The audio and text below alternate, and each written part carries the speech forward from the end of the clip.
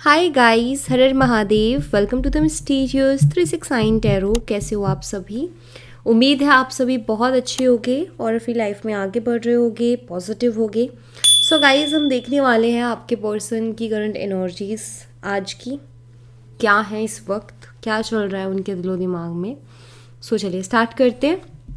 Gender का कोई issue नहीं है, मेल फीमेल सभी इस रीडिंग को देख सकते हैं। सेम जेंडर के लिए भी आप ये रीडिंग देख सकते हो, ठीक है। और अगर आप मुझसे पर्सनल रीडिंग लेना चाहते हो, स्क्रीन पर व्हाट्सएप नंबर दिए गए हैं, आप उस पर कांटेक्ट कर सकते हो for love reading, health reading, career reading, सभी तरीके की रीडिंग्स मैं करती हूँ। एंड मैं बता देती हूँ कि किस किस सिचुएशन वालों के लिए रीडिंग है, ठीक है। No contest situation, less contest situation, on and off situation या एक ब्रेकअप जैसे सिचुएशन से आप डील कर रहे हो तो आप ये देख सकते हो। अपने हस्बैंड या वाइफ के लिए आप देखना चाहते हो, या एक एक्स्ट्रा मैरिटल है, या फ्रेंड के लिए देखना है, क्रश के लिए देखना है, थर्ड पार्टी सिचुएशन है तो देखना है, आप देख सकते हो इस रीडिंग को, ठीक है। सो ये जो सिचुएशन मैंने बताई है इनमें आप देख सकते हो। तो चलिए अभी स्टार्ट करते हैं रीडिंग को और देखते हैं क्या आता है रीडिंग में। Let's see.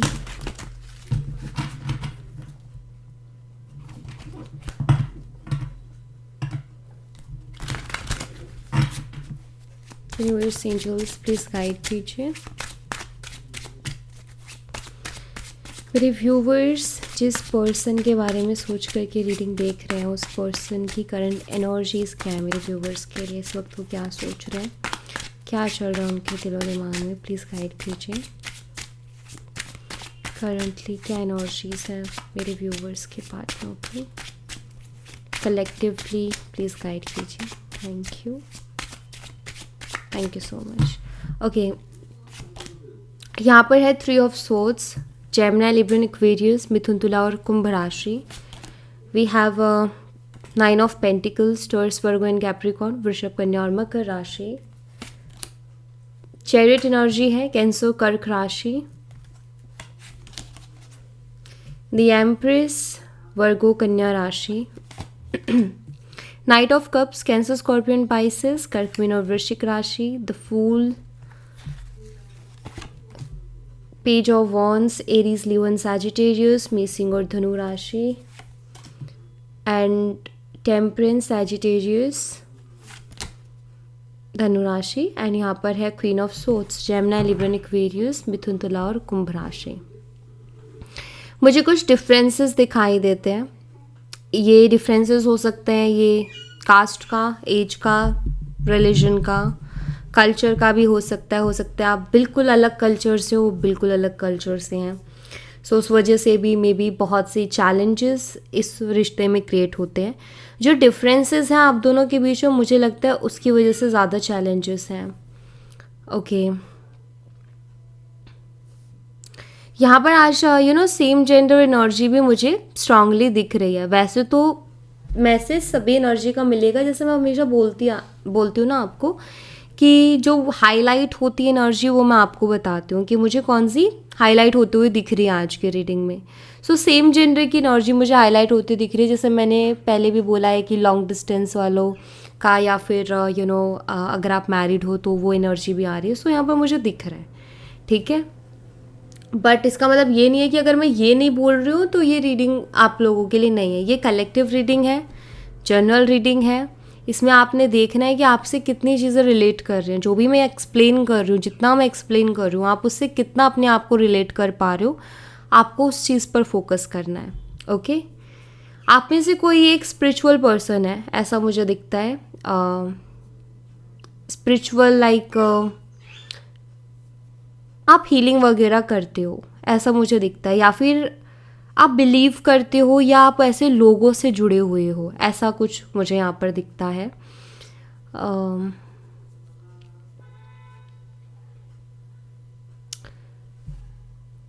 शायद यहाँ पर जितनी मैं एनर्जी देख रही हूँ वो ये है कि एक इंसान है जो कि एफर्ट लेता है, रिलेशनशिप में एफर्ट डालता है, बट अदर पर्सन कहीं ना कहीं बहुत इग्नोरेंस या बहुत केयरलेस है। जैसे कि एक इंसान का तो एफर्ट है, लेकिन दूसरा इंसान बहुत बेफिक्र है, उसको किसी चीज़ की टेंशन नहीं है, उसको कोई किसी चीज़ की फ़िक्र नहीं है। आई फील जितना आप इस रिलेशनशिप को लेकर के टेंशन लेते हो, मुझे लगता है कि सामने वाला पर्सन उतना नहीं लेता है, और आप उनके बिहेवियर में वो चीज़ें नोटिस करते हो कि ये इंसान उतनी टेंशन नहीं ले रहा है, ये इंसान उतना नहीं सोच रहा है। बहुत हल्के में लेना हर चीज़ को। अगर आप उनको कुछ बोल रहे हो, बता रहे हो, तो उन चीज़ों को भी बहुत लाइटली ये पर्सन लेते हैं, सीरियसली नहीं लेते हैं। मे बी ये मेन प्रॉब्लम है कि ये पर्सन जल्दी से चीज़ों को सीरियसली नहीं लेते हैं। तो ऐसा भी मुझे एनर्जी यहाँ पर दिख रही है। हार्ट ब्रेकिंग एनर्जीज भी डेफिनेटली इस पर्सन की वजह से आपका दिल भी कई बार दुखा है, और आप इनसे इमोशनली बहुत ज़्यादा कनेक्टेड हो। तो जब भी ये आते हैं, कहीं ना कहीं आप उनको एक्सेप्ट कर लेते हो, क्योंकि आप इमोशनली उनसे कनेक्टेड हो। So on and off situation भी हो सकते हैं यहाँ पर कि ये पर्सन अपनी मर्ज़ी से आते हैं, बात करते हैं और जाते हैं। तो इनका मन है तो बात कर रहे हैं, नहीं है तो नहीं करते। लेकिन एक होता है कि सामने वाले की फीलिंग्स को भी इंसान अंडरस्टैंड करे। मुझे लगता है कि उस चीज़ की कमी है। ये सिर्फ अपने बारे में ज़्यादा सोचते हैं। समटाइम्स आपको ऐसी वाइब्स भी आती होंगी कि पर्सन नार्सिसिस्ट है। ऐसा लगता होगा आपको बहुत बारी उनकी हरकतों से, क्योंकि वो अपने बारे में ही सोचते हैं। यहाँ पर नंबर्स मैं बता देती हूँ, नंबर्स और डेट्स जो मुझे दिख रहे हैं। नंबर 3, 9, 7 नंबर स्ट्रांगली है, नंबर 3 स्ट्रांगली है, नंबर 12 है यहाँ पर, 11 है, नंबर 14 स्ट्रांगली है, नंबर 13 है यहाँ पर। ठीक है, मंथ की बात करूँ तो मार्च, सितंबर, जुलाई और दिसंबर, नवंबर, मई, अप्रैल, ये मंथ्स मुझे स्ट्रांगली दिख रहे हैं। ठीक है, 3 ऑफ सोर्ड्स को क्लैरिफाई कीजिए। मेरे व्यूवर्स के पार्टनर की एनर्जी में 3 ऑफ सोर्ड्स की एनर्जी क्यों है, प्लीज़ क्लैरिफाई कीजिए। Isolation, insecurity. राइट नाउ मुझे लग रहा है आपके पर्सन बहुत ज़्यादा इनसिक्योर हो रहे हैं और आइसोलेटेड भी हैं, बहुत अकेलापन भी फील कर रहे हैं। या मैं ये कहूँ कि उनका मन नहीं कर रहा है ज़्यादा किसी से बात करने का, ज़्यादा किसी से डिस्कस करने का, अपनी फीलिंग्स, अपनी उनके दिल में क्या चल रहा है, उनकी लाइफ में क्या चल रहा है, मे बी उनका मन नहीं है कि वो किसी के साथ डिस्कस करे या किसी को ये अपने दिल की बातें शेयर करें। आइसोलेटेड ये पर्सन मुझे दिखाई देता है। किसी तरीके की हार्ट ब्रेक से ये पर्सन अभी गुजरे हैं, ऐसा लगता है, जिसकी वजह से अब ये बहुत ज़्यादा इनसिक्योर भी हो गया। थर्ड पार्टी सिचुएशन, जिन भी लोगों की थर्ड पार्टी सिचुएशन रही है, इट मीन्स आपके जो पर्सन ने आपको छोड़ के किसी और को चूज़ किया। ठीक है, आपके साथ थे रिलेशनशिप में, लेकिन आपको चीट किया है, आपको घोस्ट किया है, एंड बिना किसी क्लियरिटी के और बिना किसी रीज़न के उन्होंने आपको छोड़ के थर्ड पार्टी को चूज़ किया है। या अगर उन्होंने एज अ थर्ड पार्टी अपनी फैमिली को भी चूज़ किया है आपके अलावा, तो मुझे यहाँ पर दिखता है कि वो हार्ट ब्रेक से राइट नाउ गुजर रहे हैं। उस थर्ड पार्टी ने कुछ ऐसा किया है, उस थर्ड पर्सन ने कुछ ऐसा किया है जिसकी वजह से उनको बहुत हर्ट हुआ है, एंड अब वो बहुत ज़्यादा इनसिक्योर हो गए हैं अपनी लाइफ में, क्योंकि वो कहीं के भी नहीं रहे। उनके साथ हो रहा है ना घर का ना घाट का, ये वाली सिचुएशन उनके साथ इस वक्त हो रखी है।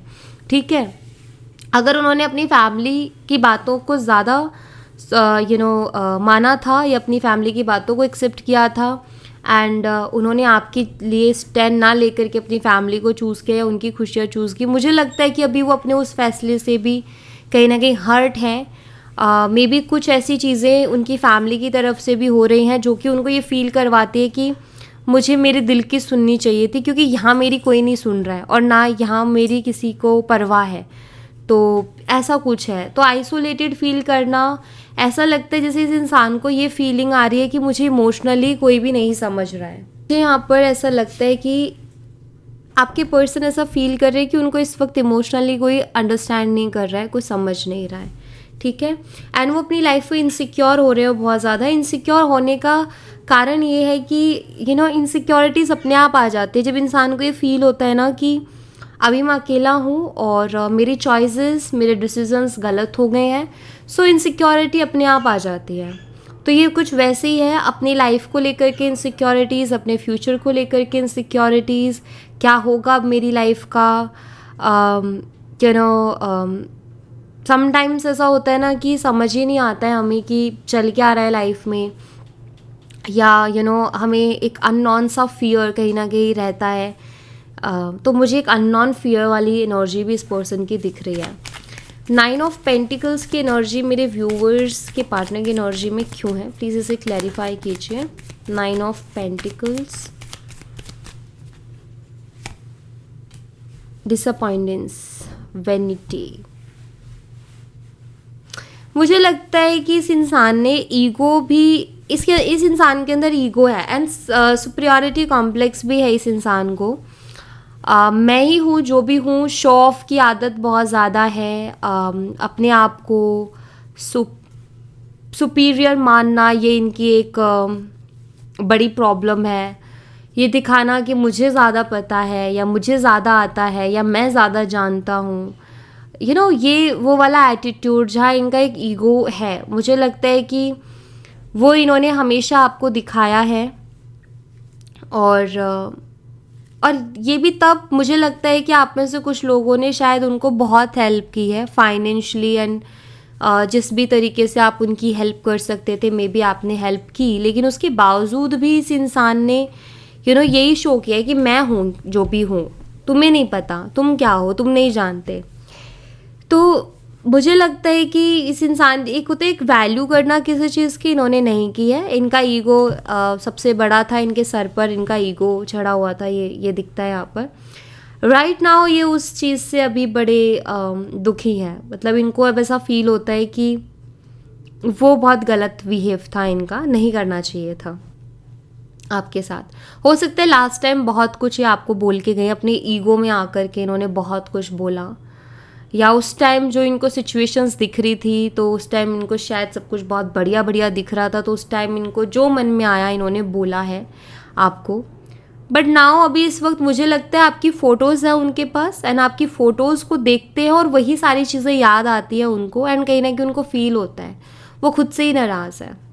ठीक है, कि मैंने ऐसा क्यों कर दिया, वो इस बात से खुद ही नाराज़ है, खुद से नाराज़गी है उनको। डिसअपॉइंटेड एनर्जी है, खुद से ही डिसअपॉइंटेड है ये पर्सन।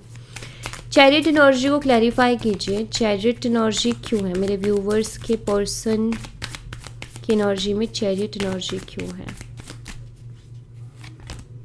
विक्टिम, खुद को फंसा हुआ सा समझते हैं ये इंसान, खुद को परेशानियों से घिरा हुआ, खुद को फंसा हुआ सा ये इंसान समझते हैं।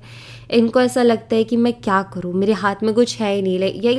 लाइक समटाइम्स हम ऐसा फील करते हैं ना कि यार मैं तो बेचारा हूँ, या तो मैं तो बेचारी हूँ, मैं कुछ कर ही नहीं सकती। ये वैसी एनर्जी है। और ये किन चीज़ों को लेकर के आपके पर्सन को लगता है, जो डिफरेंसेस हैं आप दोनों के बीच में। ठीक है, आई थिंक मेन प्रॉब्लम ये इनको पहले भी थी, ये इनको अभी भी है, ये जो डिफरेंसेस हैं उसकी वजह से, क्योंकि ये उन डिफरेंसेस की वजह से पूरी तरीके से आपको एक्सेप्ट नहीं कर पा रहे हैं। और वही कहीं ना कहीं इस रिश्ते में चैलेंजेस भी क्रिएट कर रहे हैं। और ये अपने आप को बहुत स्टक फील करते हैं इस सिचुएशन में, क्योंकि इनको कोई भी तरीका नहीं मिल रहा, कोई भी आइडिया नहीं आ रहा, कोई भी रास्ता नहीं मिल रहा कि मुझे इन चैलेंजेस से कैसे फाइट करना है या इन चैलेंजेस को कैसे डील करना है। ठीक है, यहाँ पर रिलीज़ की एनर्जी है। ऐसा लगता है जैसे समटाइम्स ऐसा होता है ना कि इंसान कभी कभी कुछ चीज़ों को लेकर के उसका मन दुखता है, यार ऐसी क्यों है मेरी लाइफ, या ऐसा क्यों है मेरी लाइफ में। ये सब नहीं होता तो शायद वो चीज़ें मेरे साथ होती जो जिन चीज़ों को मैं चाह रहा हूँ, क्योंकि इस वक्त तो ये आपको चाह रहे हैं। इस वक्त इनको दिख रहा है कि अगर ये आपको चूज़ करते तो शायद इनकी लाइफ कुछ अलग होती, या फिर इनको इतना आइसोलेटेड या इतना रिग्रेट में नहीं रहना पड़ता, खुद से इतना डिसअपॉइंटेड फील नहीं होता अगर ये आपको चूज़ करते तो। बट इन्होंने नहीं किया। अब कहीं ना कहीं इनको दुख है। मतलब कुछ चीज़ें ऐसी होती है, जैसे फॉर एग्जांपल मैं एक एग्जांपल देती हूँ। मान लीजिए कि कास्ट का इशू है, अब कास्ट की वजह से प्रॉब्लम आ रही है, तो समटाइम्स जैसे कि ये महसूस करना कि मेरी कास्ट उसकी कास्ट क्यों नहीं है, या उसकी कास्ट मेरी कास्ट क्यों नहीं, हम सेम कास्ट से क्यों नहीं हुए, ये प्रॉब्लम ही ख़त्म हो जाती तो इस तरीके का एक दुख मुझे लगता है कि इनको फील होता है कि क्यों हम में एज डिफरेंस है, क्यों नहीं हम उस एज में रहते कि लाइक कि कोई प्रॉब्लम ही ना आती, क्यों हमारा कल्चर इतना अलग है। तो ऐसा कुछ मुझे दिखता है उनके दिमाग में चलते हुए, और इस चीज़ से वो दुखी हैं। वो चाहते भी हैं कि वो ये जो भी चैलेंजेस हैं डिफरेंसेस की वजह से, ये इनका कोई तोड़ निकाल लें, इनका कोई तरीका निकाल लें कि बैलेंस, मुझे लगता है ये करके चलना चाहते हैं। बट राइट नाउ ये स्टक तो है इन चीज़ों में। मुझे लगता है कि करंटली इनके पास देने के लिए आपको कमिटमेंट नहीं है, ठीक है। और हो सकता है कि इसी वजह से ये इंसान की हिम्मत भी नहीं होती है कि आपसे कांटेक्ट करे, क्योंकि इनके पास करंटली आपको देने के लिए क्लियरिटी या कमिटमेंट नहीं है। चाहते हैं ये आपको, लेकिन इनके पास आपको देने के लिए कुछ नहीं है, या अपनी चाहत को प्रूफ करने के लिए इनके पास कुछ नहीं है। ऐसा होता है ना कि अच्छा, अगर तुम मुझसे प्यार करते हो तो तुम मुझे कमिटमेंट दो, अगर तुम मुझसे प्यार करते हो तो तुम ये करो। अब इनके पास वो नहीं है प्रूफ करने को कि मैं ये करूँ, ठीक है। द एम्प्रेस एनर्जी को क्लैरिफाई कीजिए। एम्प्रेस एनर्जी यहाँ पर क्यों है, प्लीज़ बताइए, इसको क्लैरिफाई करें। Thank you.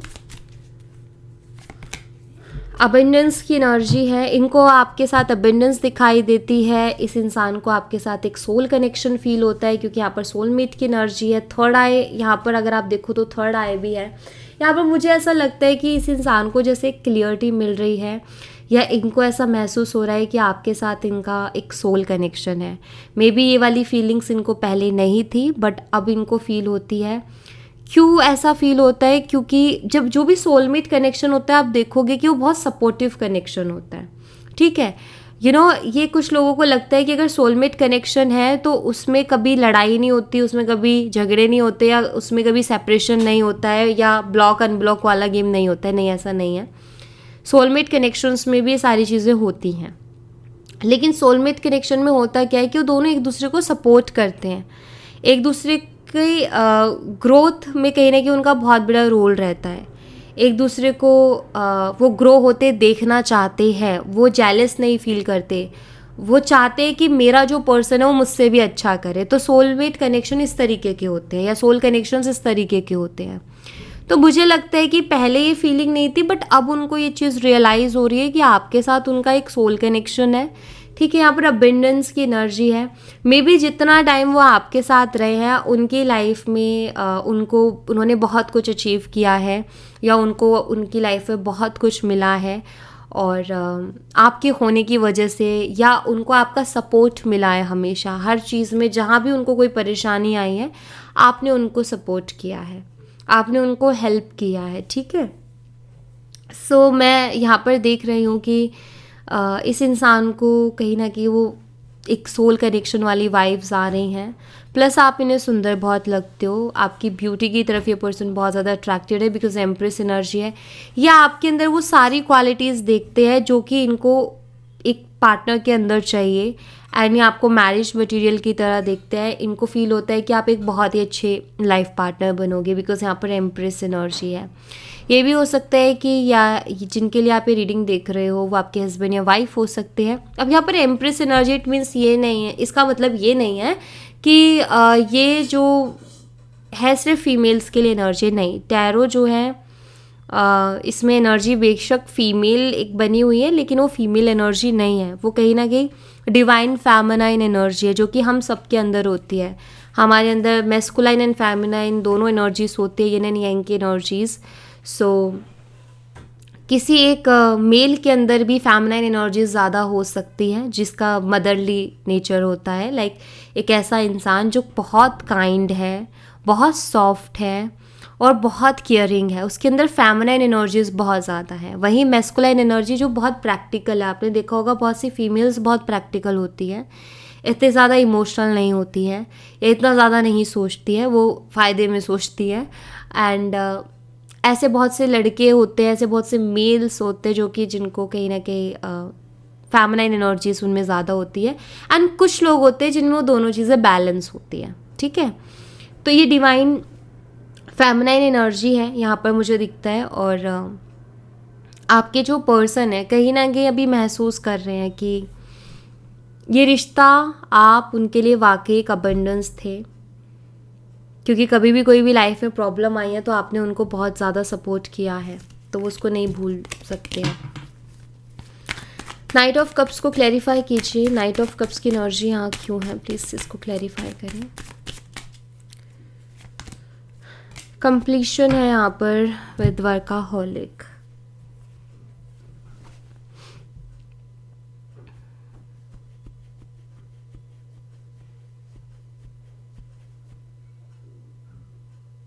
Night of cups, देखो ये वाला जो मैसेज है वो सबके लिए नहीं है, बट मुझे किसी के लिए तो मिल रहा है, जिसका होगा आपको पता चल जाएगा।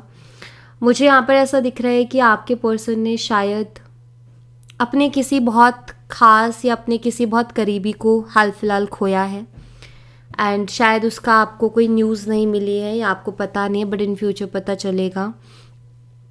एंड वो इस बात से, ऑफ कोर्स जब हम किसी अपने को खोते हैं, किसी खास को खोते हैं, तो इंसान को उससे निकलने में टाइम लगता है, ठीक है। तो मुझे वैसा भी कुछ दिखाई दे रहा है, जैसे ही उससे निकलेंगे या आपसे कांटेक्ट करेंगे, नो डाउट। बट मुझे यहाँ पर कुछ लोगों के लिए अलग एनर्जी दिख रही है, और वो ये है कि आपके जो पर्सन है वो इस रिश्ते में काम करना चाहते हैं, ठीक है। वो नहीं चाहते इस रिश्ते को खोते हुए देखना। मुझे लगता है कि वो अप्रोच करने के बारे में सोच रहे हैं।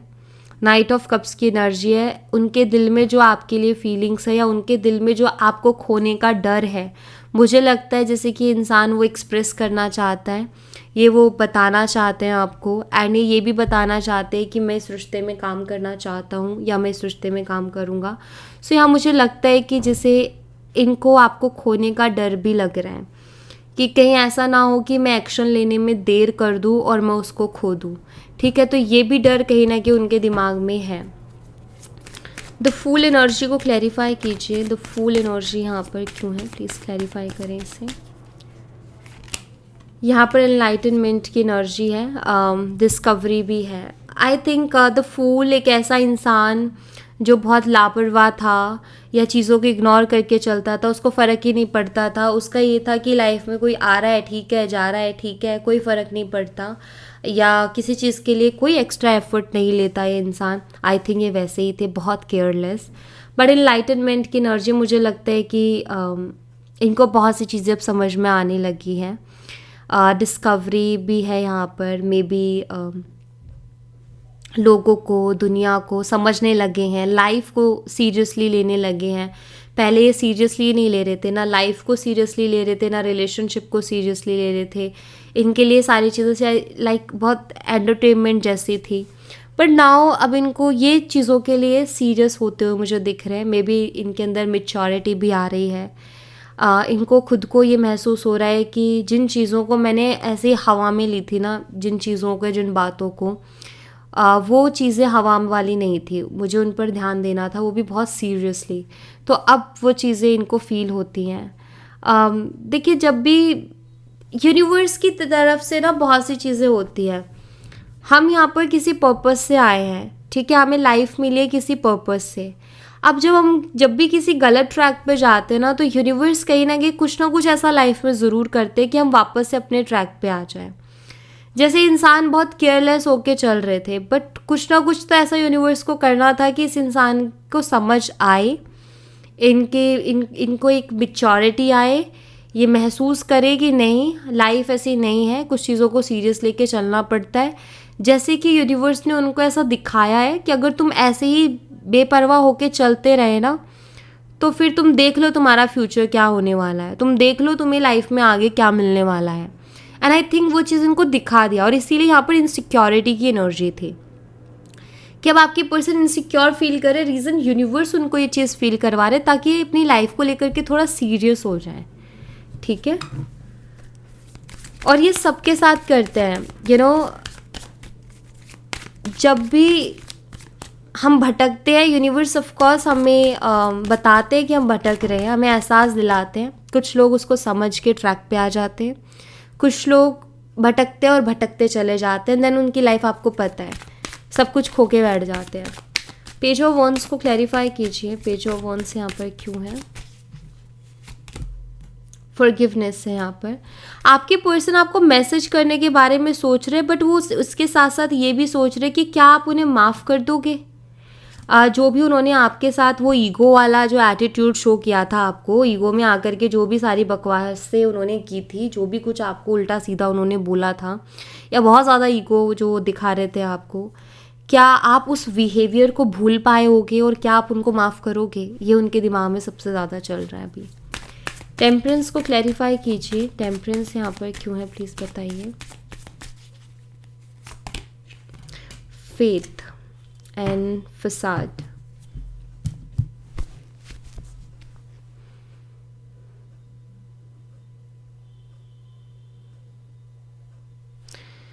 ओके, सो यहाँ मुझे लगता है कि आपके जो पर्सन हैं, क्योंकि वहाँ पर टेम्परेंस भी है, उनको लगता है कि जो उनको चाहिए ना वो उनको सिर्फ और सिर्फ आप ही से मिल सकता है। इस वक्त उनको जो भी लाइफ में चाहिए, चाहे वो स्टेबिलिटी हो, लव, केयर, सपोर्ट, सिक्योरिटी, उनको लगता है कि ये सिर्फ और सिर्फ आप दे सकते हो उनको, आपके अलावा कोई और नहीं दे सकता। ऐसा उनको फील होता है क्योंकि शायद पहले भी आपने ये दिया है। यहाँ पर टेम्परेंस है।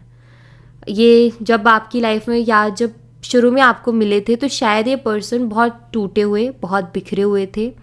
आपने उनको हील किया है, आपने उनको सपोर्ट किया है, आपने उनको वो प्यार या वो केयर दी है जो कि जिसकी इनको नीड थी इनकी लाइफ में, और इनको आपने हील किया। ठीक है, लाइफ को जीते कैसे वो सिखाया, लाइफ में खुश कैसे रहते हैं वो सिखाया। एंड नाउ अब वही टाइम आ गया है, वही आइसोलेशन, कि अब फिर से अकेले हो गए हैं, डरे हुए हैं, इनसिक्योर हैं। तो फिर इनको आपकी ज़रूरत पड़ रही है और इनको ऐसा लगता है कि आपके अलावा कोई और नहीं है जो इनको सिक्योरिटी दे सकता है। क्वीन ऑफ सोर्ड्स को क्लैरिफाई कीजिए, क्वीन ऑफ सोर्ड्स की एनर्जी यहाँ पर क्यों है प्लीज़ बताइए। Creation with Joy.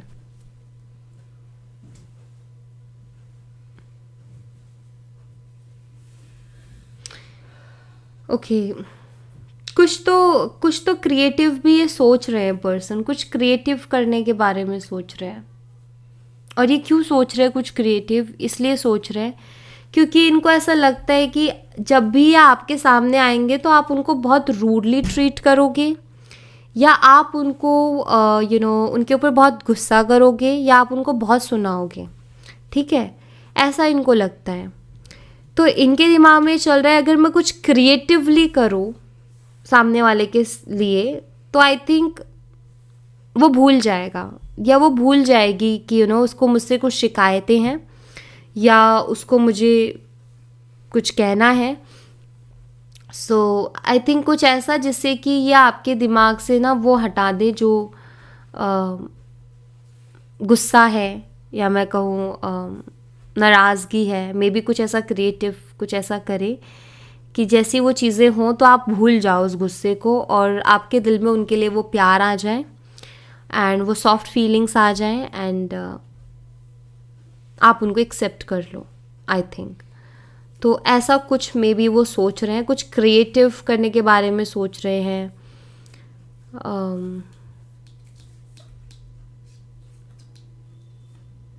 यस, यहाँ पर ये दिखता है। ठीक है, तो हाँ मैं ये कहूँगी कि ये पर्सन एक्शन ले सकते हैं, लेकिन अगेन वही चीज़ है इनका कि एक्शन लेने से पहले ये बहुत ज़्यादा सोचने लग जाते हैं। ये इनकी एक प्रॉब्लम है, और जब ये बहुत ज़्यादा सोचते हैं, बहुत ज़्यादा ओवर थिंकिंग करते हैं तो वहीं स्टक हो जाते हैं। मेन प्रॉब्लम जो आप दोनों के बीच में डिफरेंसेस है वो है इस रिश्ते में, वो आपके पर्सन को स्टक करती हैं। ठीक है, सो या thank you so much guys. ये थी आप लोगों के लिए एक छोटी सी रीडिंग। आई होप आपसे रेजोनेट की हो, आई होप आपको पसंद आई हो। रेजोनेट की हो तो मुझे बताना ज़रूर कमेंट बॉक्स में, पसंद आई हो तो लाइक ज़रूर करना, चैनल को सब्सक्राइब करना मत भूलना। मैं मिलती हूँ आपसे नेक्स्ट रीडिंग में, तब तक अपना ख्याल रखें। Bye bye, take care, see you again.